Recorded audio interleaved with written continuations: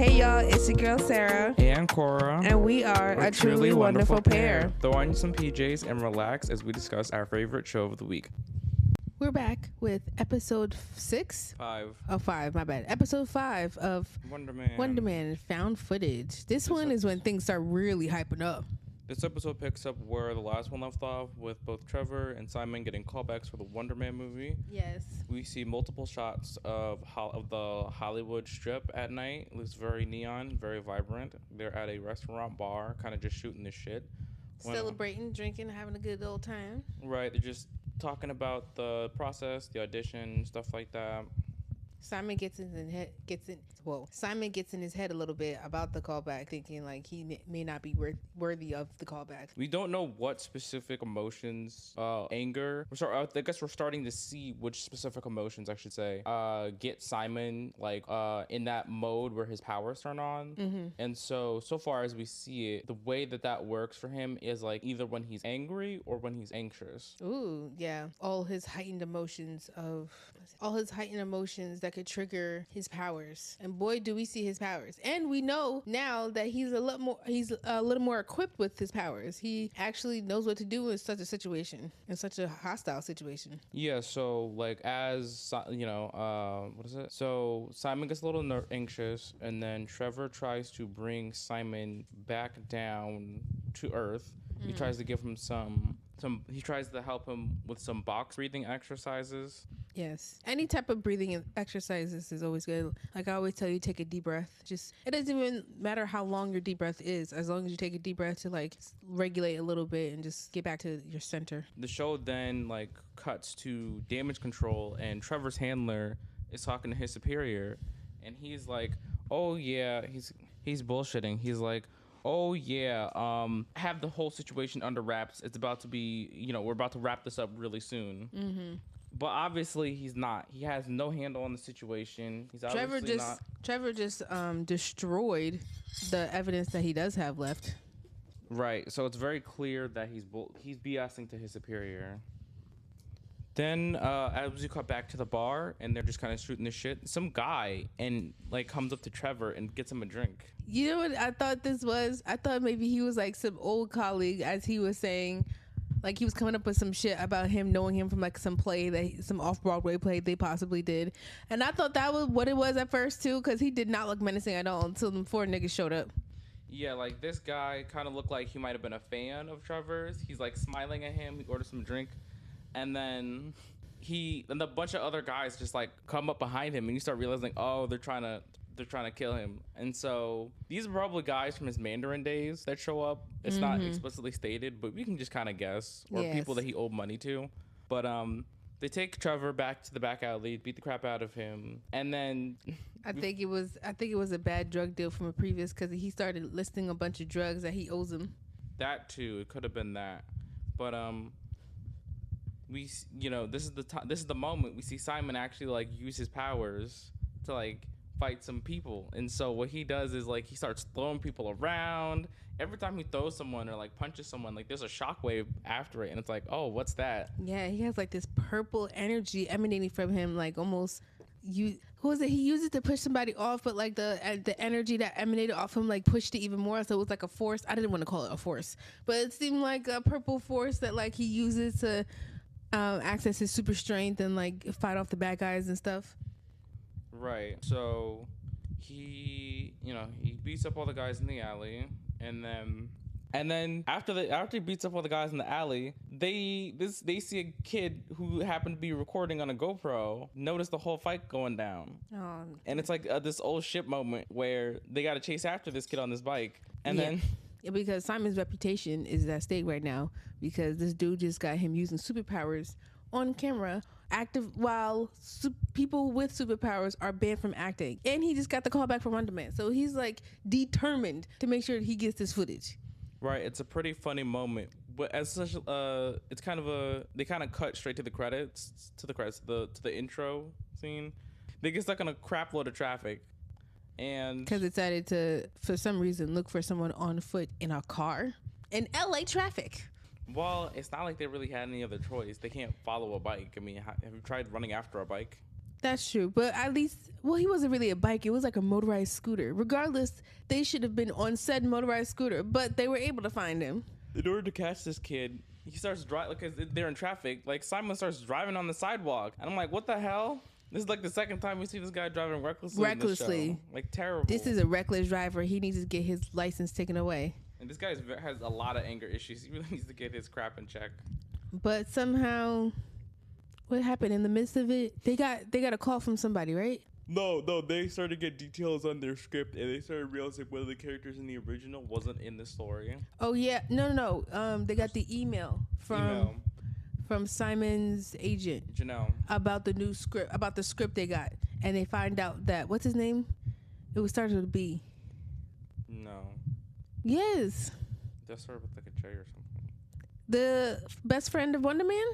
The guy whose name they kept repeating in the first episode. He's not going to be in from the original movie. He's not going to be in the new movie they're making. He is, but they found out that he betrays his best friend. Oh. That's what they were going over. The new Barnaby. See, Barnaby. I told you it was a B, bitch.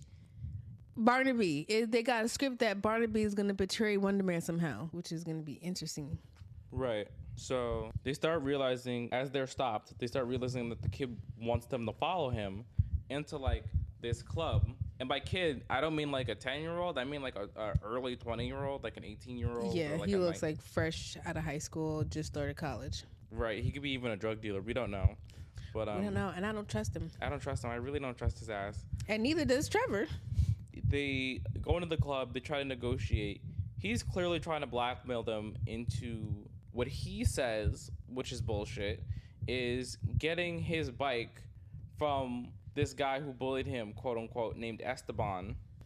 This guy is being pretty unreasonable, but he's clearly trying to send them on some kind of wild goose chase in order to get his bike back, quote unquote.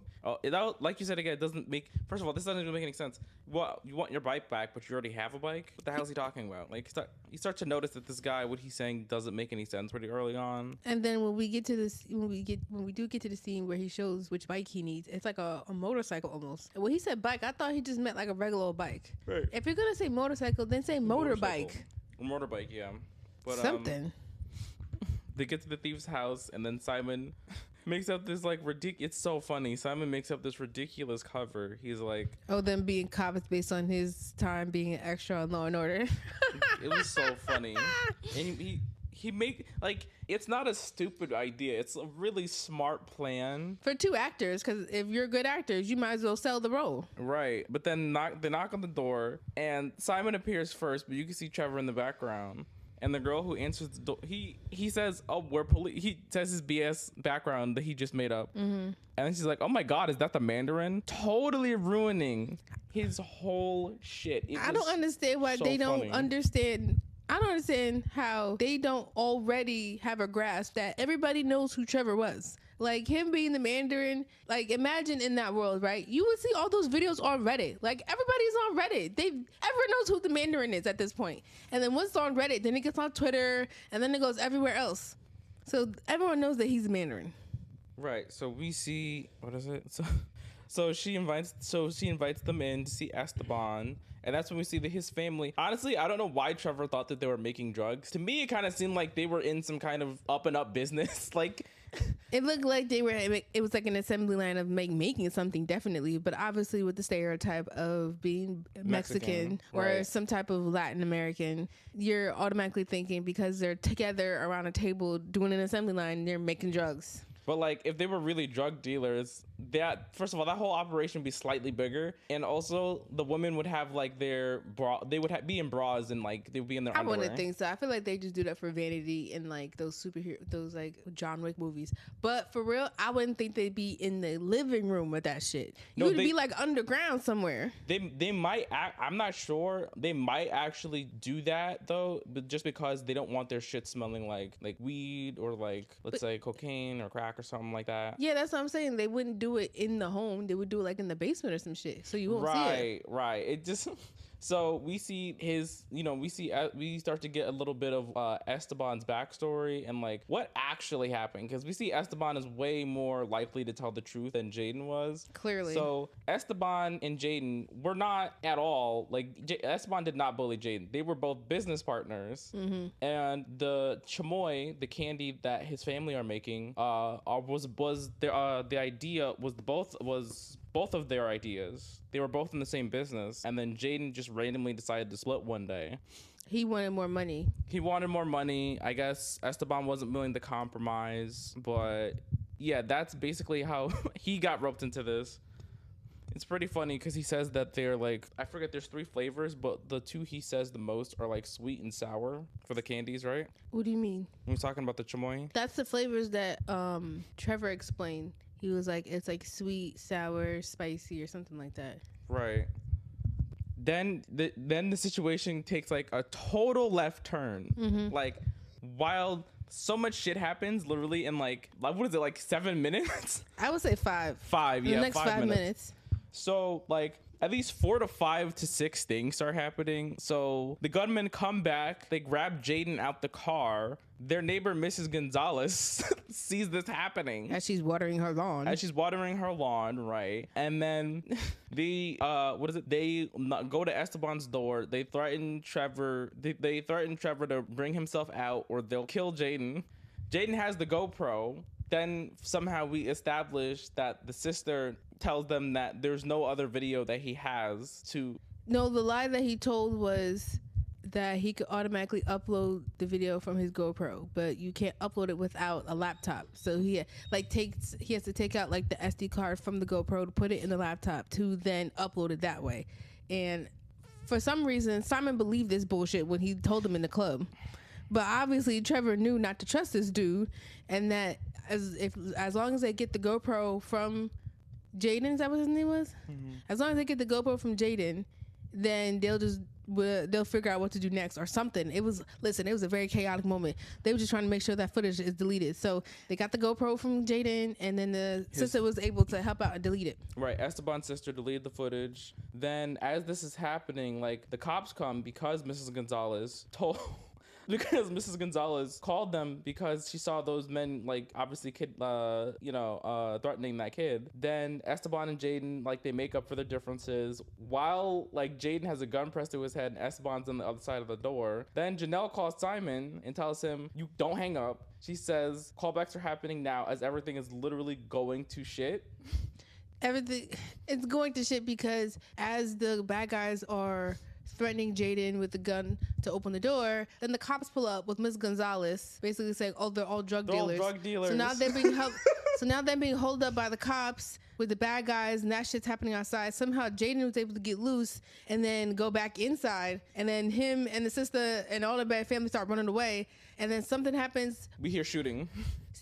We hear shooting. We don't know who's shooting. We just know who's shooting. Everybody ran for it. Now all of a sudden we see Trevor and Simon run to the car and literally speed off. Thank God this time Trevor is in the driver's seat versus Simon. I really do believe, like I said this before, but now this is even more true as we saw the end of the episode. He should have just grabbed him by his back while he was in that club, acted like they were his friends, got him in an alleyway, and shook that nigga down. Like literally, they gotta make sure what alleyways where they be at, because obviously people be lurking. They could have just shooken his ass down, got the camera, destroyed it, bam.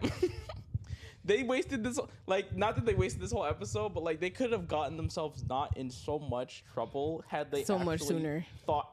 Just if Simon had even and Trevor had just thought a little bit about what was actually happening. Oh my goodness. The sequence of events, I feel like you said, once they met up with the kid in the club and they went and they were in Esteban's house. As soon as they went through that threshold, shit started happening. Because then for some reason, I don't know. That's true. For some reason, I don't know how the bad guys, I guess, were able to find where they were at, but I guess they were just trailing him the whole time. Because of the fact that they were even running around LA trying to look for this kid. Right. But realistically, like Esteban, he's probably he's a good guy. His family are not drug dealers. It's very apparent. They're pretty up and up people. They're not assholes. Jaden was the asshole, but also so are the guys trying to kill Trevor. So many things like happening all at once. But yeah, that was the episode. Did you like this episode? I would say we got a better understanding that Simon has a better understanding of his powers than more than we know, because clearly it looked like he was training some type of combat, or at least self-defense, in order like to use his powers, because he used them in self-defense as if like he has used it for self-defense previously, and that like him with his anger outbursts are just like random outbursts from throughout life. Like we need a Simon POV of like what the fuck is going on, because obviously we're just learning Simon the actor, and obviously everyone wants an origin story, but I need more of the origin story. Like I need more gems dropped throughout the episode of why he knows what he knows. We're gonna probably find that out when we get to the episode with like the fire, figure out what happened there. Oh yes, if we do get a flashback to that, because I feel like they do flashback to his childhood a little bit, but we are getting fragments. And then you mentioned, what was it? Someone just went down. And the fact that there was a shootout. I don't think it was the cops that shot the bad guys. I mean, we hope so, but I think the bad guys killed the cops, because when Trevor and Simon were like speeding off, I feel like, yeah, you heard like the sirens, but like you didn't see the cops try to at least run after them because maybe they think they're with it or something like that. You know what I mean? Right. I think who knows who survived the shootout? Maybe it's like one guy's left. It's the lead guy, and he's even more mad because everyone else died. Oh Lord, that'd be a really great backstory. Well, anyways, can't wait for the next episode. And this is episode 6 of Underman, the callback. So he gets a callback from Von Cork, him and Trevor. Whoop, whoop, whoop. The first scene of the episode is we see Trevor filming scenes as the man. It's a flashback. We see Trevor filming an audition tape as the Mandarin. Mm-hmm. Like you can tell he's like drunk. He's slurring his words. He can't even look at the script because he's so drunk he can't even see. Right, like he's wearing this fake beard. Like you know what this is. This is AIM. This is AIM trying to pretend to be the 10 Rings for some reason. We don't know. That's what it was. It was AIM. Yeah, advanced. And that's what the guy who was crushing on Pepper, right? He looked like a pretty boy. I have so much to say about that because AIM isn't just supposed to be those guys with fire powers. Like AIM is one of Iron Man's main villains in the comics. Like they're not like it stands for Advanced Idea Mechanics. They were like the little yellow dudes in Ultimate Alliance, right? Yes, the AIM agents. They would those little fuckers. They were hard to kill. Right, that's what they're supposed to be. They're supposed to be like a bunch of scientists. Like the whole organization is supposed to rival one guy. Like all of them are supposed to handle Iron Man. Wow. And maybe they feel like they had to turn it up because the fact that Iron Man has like now sentient robots of his armor, of all his armor, every single mock. Maybe. It's confusing because MODOK is supposed to be a byproduct of AIM. Oh, right. Oh my God. I forgot about do you remember this series on Hulu? I only got one season, right? Yeah. Oh, that was really funny and stupid. It was funny. I missed that. I wish it came back. I remember because the same agents from Ultimate Alliance was in MODOK. Yeah. Yeah, he's basically head of AIM. Okay. Enough with that. That was a little bit of a rant. Side project. I'm gonna be a little scattered this episode because a lot of things happen. It was very anxiety inducing. A big moment of anxiety inducing. Thank God it was all a dream. Oh, thank God it was all a dream. Almost made me. But as I was typing, I was like, "What the f? Like, what the fuck?" Her fingers were typing with all that smoke coming out, just for everything that was happening all at once. I was like, I think about it. I'm like, Simon, what the hell did you just do to this man? The entire time, me and Cora like, he needs anger management. Okay, I'd like him being an actor, but like before he becomes an actor, like, dude, you have superpowers. You need like fucking anger management here. Like seriously, like you can't just be firing off the handle at any moment, especially in front of the director. Oh my God, that I was like, I'm glad it was a dream, but the fact that they even like shot that and put it in the episode, I'm just like. Crazy. I thought I was watching The Boys here for a second. I was like, Oh yeah. But we done went a little bit ahead, but back towards the beginning. So basically, they're, for the callbacks, they're invited to the director, Von Kovac's house. And Simon immediately starts to get paranoid. Of course, because he's overthinking the situation, obviously. Him and Trevor going back and forth in the car. They're going back and forth in the car. Simon is quoting the original Wonder Man movie, and this comes back into play later in the episode. Oh, okay, I didn't catch that. So that's why they repeated it. Basically, they kept going. Oh, okay, then. It definitely. I feel like this. Even though obviously in reality someone like this would need anger management. Yes. Like, I think the show is trying to say the thing that allows him to process his anger, like one of the mechanisms that he uses was watching this movie. And so, like, this movie gives him comfort. So he really needed this role, especially because it was probably one of the last movies he saw with his dad. Yeah, before we don't know what happened. They just said he died. They just said he died. They're gonna show us. They're gonna tell us. They're gonna wait for another season, which would be a pain in the ass. We got 2 more episodes. I really hope they don't push it to the other season because it could simply be a scene. Now that there are commercials, but it's not. I feel like there's more time for content. You know what I mean? When it's like a full 30 minutes. Versus like it being 20 minutes and padding it for 30 minutes with commercials. Finding that out as a kid really blew me because I'm like, these are actually 15-minute episodes and you're just padding the shit out of this show just to make it to 30 minutes. Some of them are 22 episodes. 22 episodes. And then I guess they had to fill 30 minutes. That's like 8 minutes of commercials that they, I guess, like 2, 4, 6, 8. Yeah, that they spread around and they'll chop up the episodes. So like 8 times you're watching a commercial. Right. Back to the show. So they get in the house. You can see that Simon's pretty nervous. They meet all the callbacks, and they find out it's not just individual callbacks; it's a group callback. Right, it's a group callback, which it makes sense for a big role like this, like a legacy role. This would be like if you were trying to go play Batman or Superman. Basically. That's kind of the levity they kind of aim towards, making you understand. And some of the callbacks mention that they have like connections in Hollywood, and obviously that makes you more nervous because like these guys could get chosen over someone who has genuine talent, because that's what happens a lot of the time. Like nepotism, nepo babies, like they get chosen. I mean, that one dude in part of the group that was Paul Thomas Anderson's surf instructor, how he just randomly showed up in a movie and all of a sudden he has this natural talent. And then later in the episodes, apparently Simon had to admit he did have natural talent.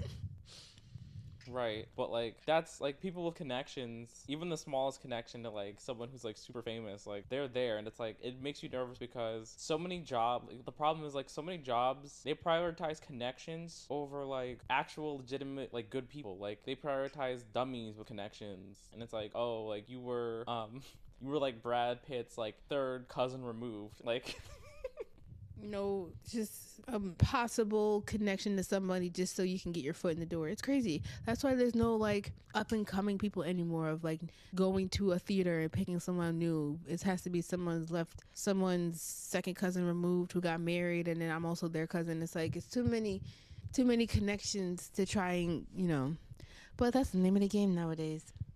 Right.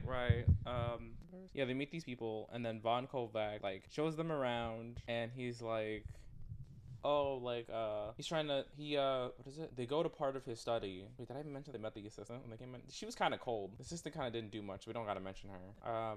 So once they enter Von Cork's, not enter. They're all together. Once Von Cork joins the group, he then brings them to his study to show him his concept art for what he's thinking about for Wonder Man, and then like does like a little pitch to kind of immerse them into what he's thinking about the role, or at least the movie in general. Right, like we see some concept art. We see we see a photo of Captain America's shield, and you have to think about that because it's like, to them that's real, right? So they're gonna use that as a reference to be like, is this what like a superhero supposed to look right? It's supposed to look like. So like, what is it? Captain America being their only iconography for what I guess an American superhero would be like, because we know what Indian superheroes look like thanks to Kingo, but I think that was his name. Wasn't that his name? Kingo. Thanks to Kingo. So maybe different countries have different iconography for who their superhero is.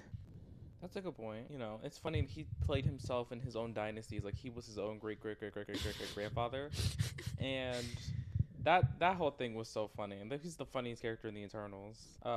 So Von Kolbeck is like, essentially he breaks it down, like he puts some music on, and he's like, so basically you're gonna figure out, like, I'm gonna give you a scene, and then you have to figure out like how to play that scene up. Right, because he wanted to, I guess, step away from the stiffness of reading the script versus like immersing yourself into the role. Right, like he wanted to say, like, throw away all those notes you've made, every thought you've had about the character. Just bring me like the genuine, real actor inside of you. Yes, he says, Simon brings this up later, that he mentions going underneath.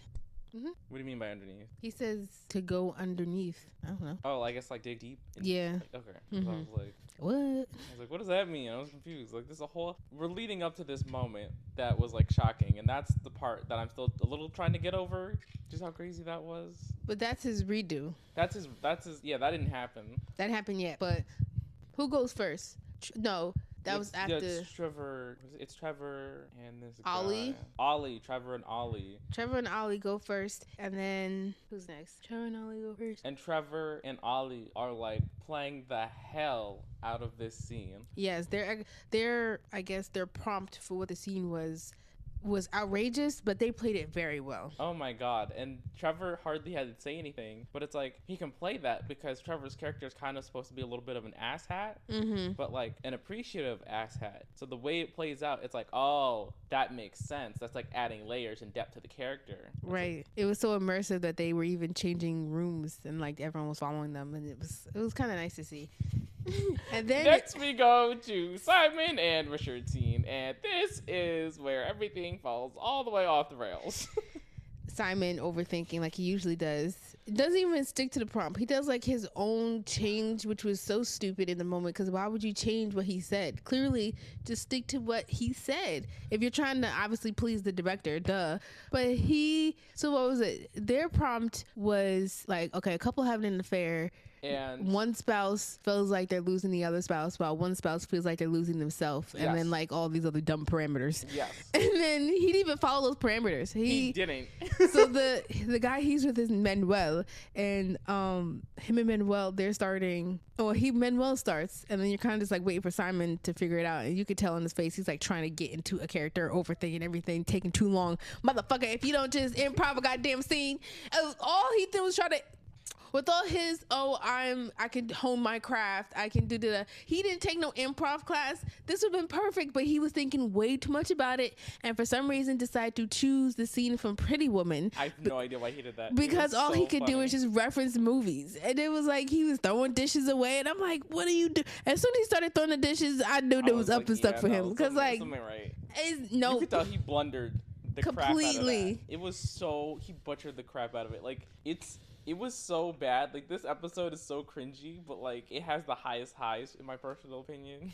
Even compared to last episode when they was getting shot at, and then all of a sudden he got this call about this callback. But as if that day couldn't get any worse. Also, keep in mind, they haven't slept at all. They've been up all night because of the bullshit that was happening in the episode before. So now Simon's trying to stay awake and trying to not be too tired. After this happens, like this moment, but this is the moment where he does thing. Soon. Okay. Because first, what was it? After he does the scene and Von Cork calls him a disappointment, then Trevor tries to come and help him out, but then you can see his jealousy because the fact that Von Cork chose them to be opposite partners, because obviously Trevor and Simon have been partners together. So when they don't get partnered together, he's kind of like off his balance a little bit. So he's kind of jealous towards Trevor, and he's like, oh, go. What was it? He was just really jealous towards Trevor. I forgot what he said to him. But after Trevor leaves and then he joins the guys, he cleans up. And then basically, that was a commercial break, right? Yeah, that was after the commercial break. Trevor's like talking to the guys, like shooting the shit, telling him one of his stories. He's talking about Shaka Khan, right? Yeah, it was like he was like off Broadway or something. Shaka Khan comes in and like dominates a performance as she should, because she's an amazing performer. But after that, so we see Simon kind of like pacing, waiting for Van Cork to come back, and he was like they were sitting and waiting for a little bit. But even how tired I would be, like up all night, probably would have taken me like 5 seconds to just sit down and fall asleep. Right. And then after he doesn't fall asleep. But in the moment, he's just pacing back and forth. Von Cork comes, they join everybody, and And then, Simon asked for a redo of the scene before. So then Von Cork chooses another actor, which is Richard, who was another Barnaby. Right. And, oh my goodness. So they start. So then he picks the scenario of you have to be from Simon's past, and then he's like, "Oh, I'll be a classmate." And then Lord. I don't know why this random dude Richard decided to be a classmate. So he's like, "Oh, I'll be Simon's classmate." So then he tries to get into the scene and then starts to basically rev Simon up of like being antagonistic, and it's like being his school bully that calls him back after all these years and kind of like antagonizes him. He's like, "Yeah, I know you're a freak, you're a weirdo," and it kind of almost feels like this is like some Pennywise stuff in the way that like it felt like he wasn't himself in a way. Like it felt like this thing like possessed Richard to say these like terrible things, and then the mic drop moment of the episode. Mm-hmm. So, right, Simon starts to realize that Richard's getting too like Richard is hinting at knowing more about Simon because of Trevor, because he mentions Trevor. And then, so Simon is starting to feel a type of way because he actually starts to get irritated because these are things that people probably said to him his whole life. Mm-hmm. And you see that build up. And he's like, stop. He's like, don't call me that. Don't say that to me. It starts to get real. Real. And then Richard does, what is it? He says one more line. Mm-hmm. And then we see Simon punch the living shit a at his hole face through this dude's head. I was like, what the fuck? Like, I literally had to think to myself, like, in that moment, I was like, what the fuck? Like, he I was punched like, a hole and like the inside of his head became like sand almost. Like the force of his punch was so strong, literally turned his blood into sand. I don't know if it's just his blood, but whatever contents was in his head, it just turned into sediment. it just turned into powder. And I'm like, first of all, how strong are Simon's abilities? Second of all, I was so shocked I stopped typing, and that still is mesmerizing me because Simon, what the fuck did you do? We were literally holding our breath. She stopped typing. I gasped and was just stuck until obviously he woke up and it was a dream. Thank God. Oh my God. I knew it was because you can come on now. I knew it was because you cannot, like, Simon, no. This is such a big opportunity for him to fuck it up like that, for him to show his power in front of Van Cork, knowing that there's a new doorman clause in the industry now. So it's like, holy shit. And he just, like, presumably killed the man. Yeah, that too, in front of people. That's mad witnesses. You have to do the same thing to all those witnesses. That's crazy. But thank God it was fake. And then he asks for a moment alone. He goes outside. Trevor joins him to try and cool him down. Basically, like, reassures him that, like, he's meant to be here and this is their opportunity. Stop fucking it up or whatever. And then that's the moment where he starts reciting another scene from Wonder Man. You said it was the original? It was the original. Oh, I thought they were just rehearsing some lines. That's what I thought it was. But and it feels like they were gonna go back in to, for another shot or something like that. Is there more after that? I feel like I'm blinking. No, you're right, because it transitions from them reading it outside to them being back in the place. Yeah, then they read it in front of Van Cork. Got you, okay. And they basically they're about to head out of his house, and then he stops them right before they do, and they're like, we're about to head home, and he's like, oh, don't. He's like, I wrote this down specifically. He was like, you are Wonder Man, and Trevor, you are my Barnaby. And then obviously this is the big moment of the episode because they got the parts. Like, this is the part of the episode that we've been waiting for the most. And we see, what is it? He says we'll speak soon. He says the two of you are gonna meet one of the last movies on Earth because no one's gonna have the balls to make another. Like, just boasting up his own directorial skills. Right. This is the big moment of the episode. This is like cathartic. Like, this is the moment. Like, how many episodes? It's like 6 episodes. Just for him to get this role. Mind you, this show is 8 episodes. So now he has the role. So we'll see for the next 2 episodes what that's going to be like. Right. Like, before the episode ends, we see Trevor's handlers snatch him up from his apartment after Simon drops him off. And I knew something was about to happen because Simon and Trevor had this very, like, happy ending movie. It felt too happy. You can't end on too happy, especially not with Marvel. Because, if you're watching a movie and obviously it's not over yet and you see characters are way too happy and everything feels like it's going to have a happy ending, and then you see 17 minutes left. Yeah, it's not that happy. Of course it was going to happen. The fact that it happened immediately after he got out of the car is what was funny.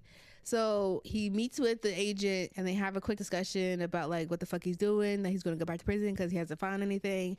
But somehow Trevor was able to buy himself more time, be like, what did he say? He said, give me some time. I don't want to be pressured, but I know that he's a level, I would say threat level midnight, but that's wrong. He is a super threat or something like that. Like, he's really dangerous, and I have proof. I just need more time. Right. And that's the end. Yeah, that's the end of the episode. This may have been the craziest episode so far, and that's saying a lot, because the last one they ended up got shot at. Right, they were in an environment where shots were just going. Oh no, they were in a shootout basically. Yeah, no. Yeah, they were in a shootout. So this felt more intense, even though it was like the same amount of time basically. Yeah. And I felt way more tense here than I did last episode. And there wasn't even an implication that someone got shot this episode. I think that's what it was. Because if we would have known which bodies dropped from the shootout, then it would have been crazy. But we don't even know what bodies were affected. That's even crazier. We have to wait until the next 2 episodes. This is a wild ride. Let me be honest. It really is a wild ride. I really thought that the guys were going to be at Trevor's apartment waiting for him, but luckily in this one case I'm glad it was the agency. Oh my god, he's at least a little bit safe. It seems like they really do not give half a shit about his survival, only what he can provide to them. Like, solely. I like how they're driving that home. They do not give a fuck about his personal safety. He could die tomorrow, and they would because he doesn't even have an agent on him. I feel like in this case there would be one agent surveilling him to make sure that he's doing what the fuck he's supposed to be doing. It seems like they don't really care about who's doing it, other than they get this information and this data on Wonder Man, on Simon. Well, you can call him Wonder Man now because he has the role. He is now. I mean, even Trevor brings that up too when he was like, "Oh, you can't use me in a court of law because I'm not I'm considered a terrorist, so I'm not even trustworthy to be put on the stand. So I need more time to get actual physical evidence." I don't know what evidence he's about to get, but I feel like he's about to coax Simon on the set, and it's not gonna end up pretty. It's not. I really do feel that like Trevor is way smarter than we give him credit for. This guy's like a roach. This guy has been through so much shit. That's true. Seeing where he was at the start as, auditioning for Mandarin to sober him 17 years, which is pretty good. Oh no, 13 years, which is pretty good. You have to give this guy a lot of credit. Like he will not die. Oh no, he wants to go back to normal life. I mean, who doesn't? Because technically he did serve his time. He doesn't want to serve extra time he doesn't need to serve. You know what I mean? Like, he was, like you said, he was in a foreign prison underneath the Mandarin. He's served his time. Leave him the fuck alone. I think part of it is they're scared of him because they don't know the extent of under what he was acting and what he may have actually done. I feel like knowing how we met him, we could already tell he was super harmless. He was super harmless for the most part, but they, it's interesting because they think he's a threat. Even though that's really stupid. Like, it's obviously stupid. They don't know how to read people. It's very obvious. They don't. But that was pretty much it. That was a very fun episode. Very cathartic. They got the roles. Now what's gonna happen? 2 more episodes. They're both an hour. They're not an hour. They're 30 minutes. I meant to say they're combined an hour. Combined an hour left of the show until season 2. So let's on to the next episode.